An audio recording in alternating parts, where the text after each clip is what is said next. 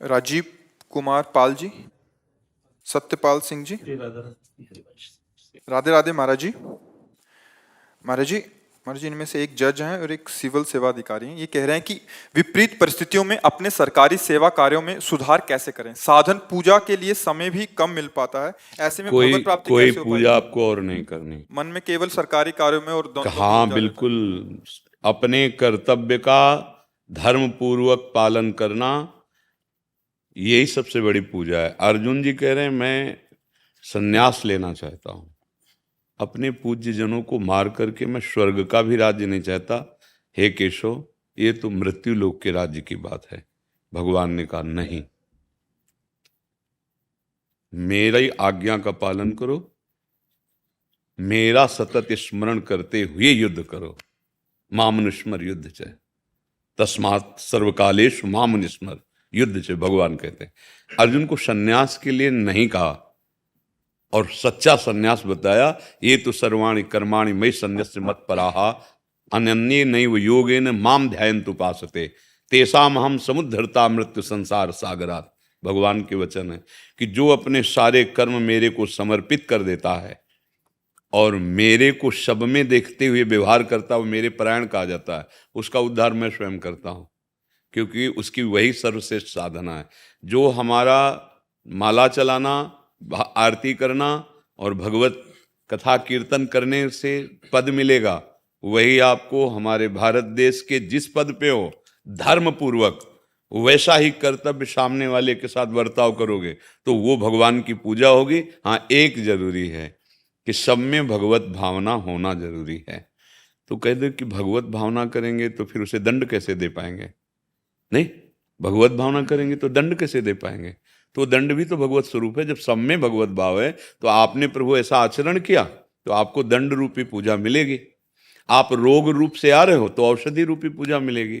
आप अच्छे आचरण रूप से आ रहे हो तो न्याय विभाग से आपको सम्मान मिलेगा। और आप अधर्म आचरण करके आ रहे हो तो आपकी ही प्रेरणा से हम आपको दंड देंगे। ये हमारी पूजा होगी।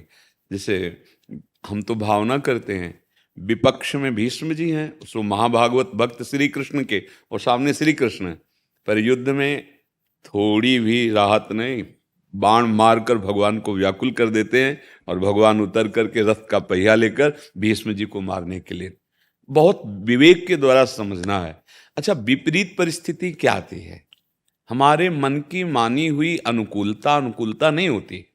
बहादुर तो वही है जब विपक्ष जोरदार हो और उस पर विजय प्राप्त करे। तो अगर प्रतिकूलता आती है, देखो प्रतिकूलता का स्वरूप अधर्म होता है।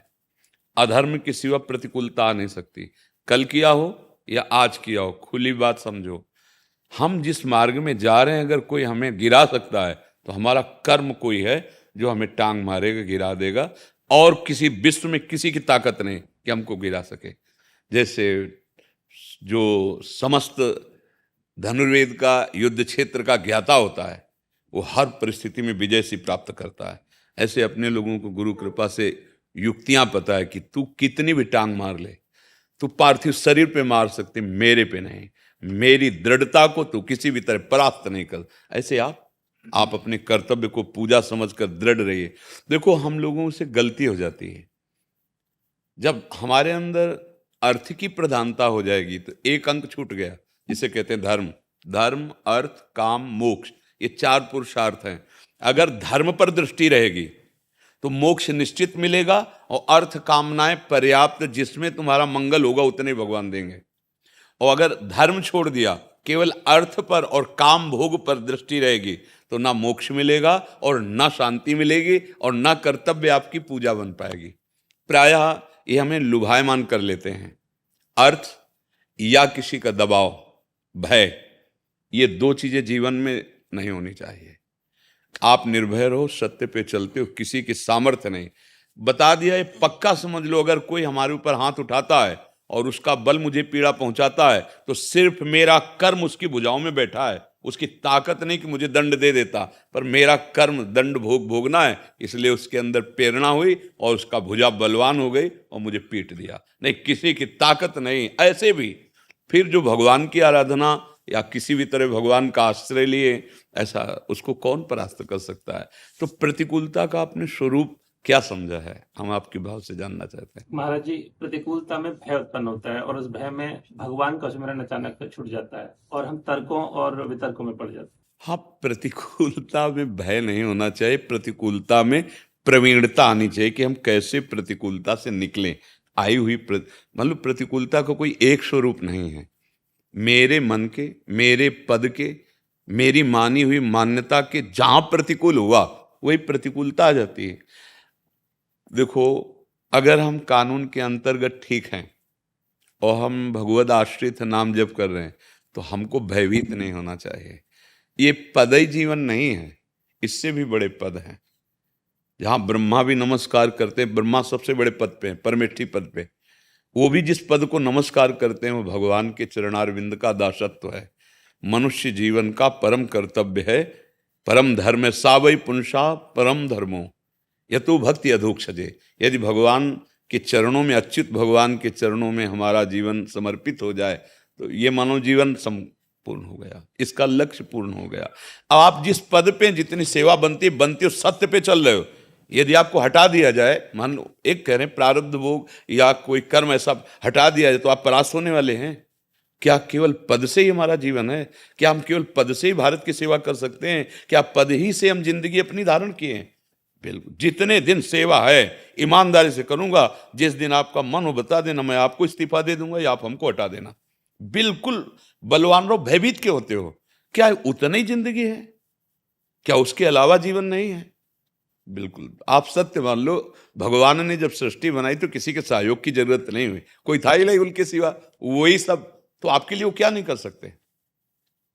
विश्वास कर लीजिए। हमारा विश्वास डगमगा जाता है, हमारी भक्ति कमजोर हो जाती तो हमें डर लगने लगता है। भयभीत होना भक्त का सबसे पहला लक्षण है। देखो, भक्त का मतलब किसी भेद से नहीं है, उस सत्य वस्तु की आराधना से है। आप धोती कुर्ता में, पैजामा कुर्ता में, पैंट शर्ट में आप महात्मा हो सकते हैं। अगर हमारा उद्देश्य ठीक है, हम धर्म से चलें तो हमें कहीं डरने की जरूरत नहीं। हम पद के लिए घुटने नहीं टेकने वाले। जिसने हमें पद दिया उस पद के जितने कर्तव्य हैं उससे पीछे नहीं हटेंगे। और ऐसे सत्यवादी, ऐसे भगवत मार्ग में या ऐसे अपने कर्तव्य में चलने वाले के मार्ग में रोड़े फेंके ही जाते हैं। वो भयावह या लुभायमान, दोनों प्रकार के रोड़े होते हैं। या तो नहीं आप लुभायमान हुए तो फिर भय आपको, तो आप निर्भय होकर के रहिए, क्योंकि हरि आपके साथ हैं, पक्का साथ हैं। पूरे हम जीवन का अनुभव कहते हैं। ये थोड़ी भगवान दर्शन दिए चले गए, वो ऐसे प्रेमी नहीं है, नहीं है।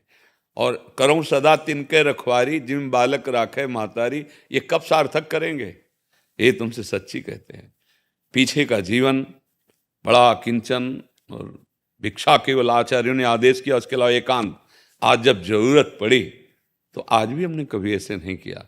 ऐसे ऐसे गोद में लिए हुए आप सच्चे मानिए, वो ज्ञान के भंडार हैं, वो महालक्ष्मी पति हैं, उनका अच्छा वो यहीं बैठे हैं, जहां आप हो वहीं वो हैं। ऐसा अंगरक्षक कौन होगा? हरि के सिवा कौन अंगरक्षक होगा? अरे वो तो बाहर खड़ा रहेगा, और शौचालय में दिल फेल हो रहा है, कौन अंगरक्षक वहां काम करेगा? हरि, हरि नाम और हरि। इसलिए डरो तो तुम ना, डरे तो वो जो अधर्माचरण करे। कुछ गलती होगी तो डर जाओगे आप। सिंह की तरह दहाड़ो, मनुष्य जीवन पशु की तरह दबकर जीने के लिए नहीं मिला। धर्म से चलेंगे कहीं भी हो। ये इस्तीफा अपनी जेब में रखा जाता है। जो सत्यवादी होता है ना, भगवत मार्ग का होता है ना, धर्म से चलता है ना, उसको पता है या तो तुम निकाल दो या ये ले लो, हम गलत करेंगे नहीं और तुमसे डरेंगे नहीं। अच्छा, मृत्यु ठीक समय पर है, ऐसे कि अकाल मृत्यु नहीं होती, ध्यान रखना। किसी के सामर्थ्य नहीं कि तुम्हारा बाल बांका भी कर सके। डरना नहीं, एक बार होगी मृत्यु और उसका राइट टाइम है। वो सेकंड, वो मिनट, वो तिथि पहले से तय है। आप झुक के अधर्माचरण कर बैठो तो भी नहीं बचोगे, वो राइट टाइम है। और चाहे ललकार करके जियो तो भी कोई मिटा नहीं सकता, क्योंकि राइट टाइम है। जो विधना ने लिख दिया, छठी राव के अंक, राय घटे न तिल बढ़े, रहुरे जीव निशंक। भयभीत क्या? दो बार तो मृत्यु होनी नहीं ना, एक बार होनी, पक्का होनी। इसका नाम मृत्यु लोग, सब जाएंगे। फिर यही तो कोई डरा सकता है ना कि हम तुम्हें मार देंगे। तो तू काल है कि मृत्यु है? तू दिखा, मेरा समय होगा तो तू मारे या कोई मारे, मरना तो है यार। और अगर समय नहीं है तो तू मेरा बाल बांका भी नहीं कर सकता, पक्का। भय जीवन में नहीं, भय ही हमसे अधर्माचरण करा देता है, जिससे और भय होने लगता है और परास्त हो जाते हैं। आप सत्य पे चलोगे तो हो सकता है रोड़े फेंके जाएं, पर परास्त होना नहीं। देखो दोनों किडनी खराब है, डायलिसिस दुनिया, परास्त ऐसी तैसी। हम भगवान के अंश हैं यार, हम कोई पांच भौतिक शरीर हैं। हाँ पीड़ा है तो राधा राधा, चाहे जैसी परिस्थिति दो। ये बिल्कुल जब हम किसी वैभव को, किसी पद को प्यार करने लगते हैं, तभी दशा आ जाती है। भय नहीं, ये जीवन भयभीत होने के लिए फिर अधर्माचरण में उतार देगा समाज, संसार। आप ऐसा करो नहीं, हम ऐसा बहुत सी ऐसी बातें जिसमें आपको बिल्कुल, इसीलिए कहते हैं कम से कम जीने के लिए भजन कर लो, जो तुम्हें कोई डरा न सके। कोई भय विषाद शोक चिंता बिना हरि शरणम के नहीं जा सकती, पक्की बात है, चाहे कोई विश्व ब्रह्मांड में हो। और देखो कितना जीवन है, जरा जरा सी बातों में जीवन हमारे लोगों के नष्ट हो रहे हैं, व्यर्थ की बातों में नष्ट हो रहे हैं, लड़ाई झगड़े में सब प्रांत के प्रांत नष्ट होते चले जा रहे हैं। बस मनुष्य जीवन बड़ा दुर्लभ है, तो कर्तव्य रूपी सेवा करते हुए भगवान का आश्रय और नाम, जो भगवान के आश्रित होता है उनमें 6 बातें उतर जाती हैं। पहला निर्भय, दूसरा निश्चिंत, तीसरा निशोक, और चौथा विपरीत भावना का त्याग, पांचवा परीक्षा ना करना कि पता नहीं भगवान की शरण में हैं कि नहीं है, और निशंक, अब कोई शंका नहीं है। जहां जैसे भगवान रखे, अब बस भरोसा रखो, तुम्हें अनुभव में आ जाएगा कि भगवान तुम्हारे रक्षक, भगवान साथ है, कोई आपका बाल बांका नहीं कर सकता।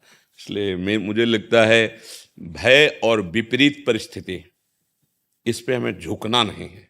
विपरीत परिस्थिति में, और हमें जब विपक्ष ललकारता है ना, तो सूरवीर के हृदय में एक आनंद की उमंग, अब 4-4 हाथ अभी तक अनुकूलता में फंसे रहे, प्रतिकूलता को जीत कर दिखाएंगे। मानव देह मिली है, कोई दुख, कोई प्रतिकूलता, कोई भी हमें परास्त नहीं कर सकता। अविनाशी का बच्चा हूं, बस भगवान को भूल गए, स्वरूप को भूल गए, तो हम इसे सत्य मान लिया।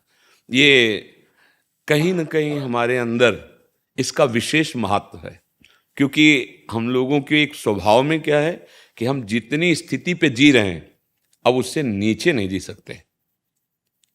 ऊंचे तो जीने का उत्साह रखते हैं, ये हम लोगों की ऐसी धारणा मन की होती है ना, पर ये नहीं सोचते कि हम 83,99,999 योनियों से ऊपर आ गए। मनुष्य देह अब नीचे नहीं चलेगा, इसमें भी आओ, ऐसे सत्कर्म करो, ऐसा भजन करो कि हमें जन्म मिले तो फिर मनुष्य देह का मिले, और भारत की सेवा, परिवार की सेवा, जगत की सेवा करने का सौभाग्य मिले। लेकिन हम आचरण ऐसे कर बैठते हैं कि जिससे हमें नीच योनि में ही जाना पड़ेगा। भगवद विमुखता, भजनहीन जीवन, नशेबाजी में, बेविचार में, नाना प्रकार के दोषों में मन फंसा देता है। ये बड़ा दुष्ट है मन, और भगवत स्वरूप भी है। अगर शासन से पवित्र हो जाए तो ये भगवान के दर्शन करा दे, और अगर इसे छूट मिल जाए तो गंदे आचरणों में फंसा दे। बिल्कुल शोक, विषाद, चिंता, भय, ये हमें अब बिल्कुल नहीं करनी, क्योंकि हमें पता चला है कि भगवान हमारे, हम भगवान के अंश हैं। इतना तो पता है हम भगवान के अंश हैं। फिर ये पद क्या, जिस समय भगवान के चरणारविंद की निष्ठा जागृत होती है, न पारमेष्ठम न महेंद्र धिष्णम न सार्वभौमम न रसाधिपत्यम न योग सिद्धि अपुनर्भवम वा। परमेष्ठी पद ब्रह्मा पद है, नहीं चाहिए। इतनी सामर्थ्य आ जाती है उसमें भक्त में कि ब्रह्मलोक का वैभव भी उसे तिनके के समान लगता है, क्योंकि आप ब्रह्म स्तंभ पर्यंतम सर्वम मायामयम जगत, वो मायापति का दास। भक्त कभी मंगता नहीं होता, ये बात ध्यान रखना। ऐसे तो सिर्फ भगवद आश्रित विहीन ही कर सकता है। मंगव्यो भलो न बाप सो जो प्रभु राखे टेक। हम देखेंगे तुम क्या करते हो, तुम्हारे दासत्व में। फिर अब तुम लक्ष्मीपति हो, हम देखेंगे तुम सर्वज्ञ हो, हम जानते हैं, तुम सर्वत्र हो, हम मानते हैं। अब आप भी तो दिखाइए। बेकार की चिंता लिए हो जा, एक बार शरण होके देखिए। अगर वो आगे तुरंत विभीषण पाछे मेला, सन्मुख राम सहयो सुई सेला। अमोघ शक्ति रावण ने मारी थी विभीषण को, तो भगवान ऐसे भी नष्ट कर सकते थे, लेकिन ये दिखाने के लिए कि हम अपने शरणागत को कितना प्यार करते हैं, पीछे की अब सीधे छाती पे लिया। अब हमारे प्रभु का स्वभाव तो हमारे ही थोड़ी है, आप भी तो बच्चा हो, मेरे प्रभु के अंश हो। सब हम जितने हैं सब प्रभु के अंश हैं। ये बीच में जो मेड़ लगी ना, ये धर्म जाति पात ये सब ये व्यवहार की व्यवस्था के लिए है, ये सत्य नहीं है। सत्य ये है कि सबके पांच भौतिक एक ही माया से रचे गए हैं और हम सब भगवान के अंश, इसमें न कोई छोटा है न बड़ा है, न कोई अमुक है न अमुक है। एक व्यवहार सिद्धि के लिए, जैसे बड़ा भाई तो छोटा भाई पैर छूता है, छोटा भाई उसकी आज्ञा में रहता है, तो एक व्यवहार की सिद्धि के लिए ये नाना प्रकार की व्यवहार व्यवस्थाएं, एक ही तत्व विराजमान। डरना नहीं, आनंदित रहो, नाम जप जरूर करो। भगवान नाम जप में एक अपार सामर्थ्य। प्रहलाद जी से उनके मित्र पूछ रहे थे, तुम्हें डर नहीं लगता? त्रिभुवनपति हिरण्यकश्यप आग में विष पिलाना क्या क्या? तो उन्होंने कहा कि जब मैं नाम जप करता हूं ना, हरिनाम, तो मैं देखता हूं कि मेरे भगवान मुझे गोद मिले है, तो मुझे आग का ताप नहीं जला पाया।